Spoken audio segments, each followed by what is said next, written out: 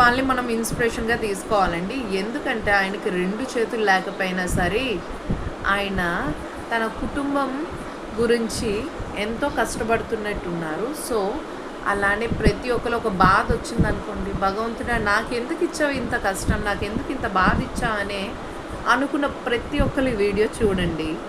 ఎందుకంటే ఆయనలో ఆ లోపం ఉన్నా సరే ఆయన అది నవ్వుతూ తీసుకొని ముందుకు వెళ్తున్నారు చూడండి. హ్యాట్స్ ఆఫ్ అండి అలాంటి వాళ్ళకి మాత్రం. ఇంకొకటి సోమరిపోతగా కూర్చునే వాళ్ళకి కూడా ఈ వీడియో డెడికేషన్ చేయొచ్చు. ఎందుకంటే ఇప్పుడు మనం కష్టపడితే ఫ్యూచర్లో మనం కూర్చోవచ్చు, లేదు తర్వాత కష్టపడదాంలే అనే వదిలేసిన వాళ్ళకి మాత్రం జీవితాంతం కష్టమే.